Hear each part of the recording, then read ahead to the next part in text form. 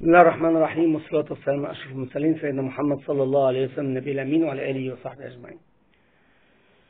يا جماعة، الميراث ربنا سبحانه وتعالى هو اللي بيدي أحكامه، وموجود في آيات في سورة النساء بالتفصيل. المال مال الله سبحانه وتعالى، هو اللي بيهبه الخلق، وبعد ما البني آدم بيموت بيرجع لله، وربنا هو اللي بيقسمه.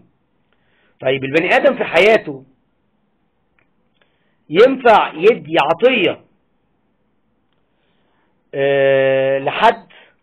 ينفع، ولكن ما يكونش بيه قاصد ان بيديها عشان يحرم حد بعد ما يموت، ودي بقى نوايا. تمام؟ طيب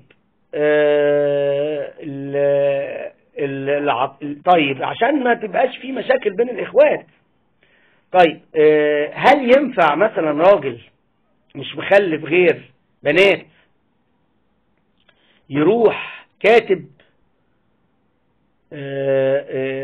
كل ثروته باسم بناته خشية ان اخواته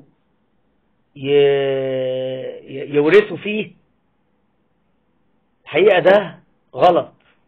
لو هيدي عطية لبناته يدي، ولكن لو قصد انه مش عايز يكتب كل ثروته لبناته باسم بناته عشان يحرم يعني ميراث ربنا لاخواته، هو كده بيرتكب اسم. وزي ما قلت لكم دي نوايا.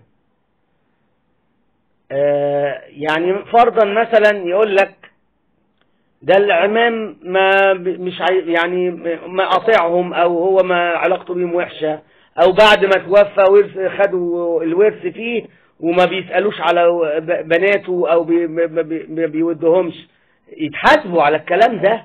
لكن الصح انهم ياخدوا ورثهم، وكل واحد يتحاسب على اللي ليه. يعني المفروض طبعا ان لو انا اخويا توفى وعنده بنات وعنده زوجة وانا قادر ماديا، لازم اساعدهم، بالاضافة ان بالدعم المعنوي واي حاجة يحتاجوها انا ما ابقى موجود، يعني فاهم، واي مناسبات وانا زي بابا يا حبيبتي وكده.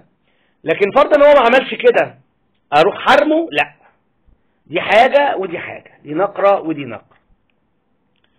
فيا جماعة خلي بالكم، صححوا نياتكم. المال مال ربنا سبحانه وتعالى، وما ينفعش ان انا اكتب عطية وانا بكل ثروتي اكتبها باسم على حياة عيني باسم عيالي عشان ما نفذش شرع ربنا اما اموت. تمام؟ دي حاجة مهمة جدا يا جماعة، عشان ما توقعناش في الاسم وما تفرقش بين الإخوات في المستقبل، وبين العلاقات بين الأعمام والإخوات وهكذا. نسأل الله تعالى أن يعلمنا ما ينفعنا ما علمنا. السلام عليكم ورحمة الله وبركاته.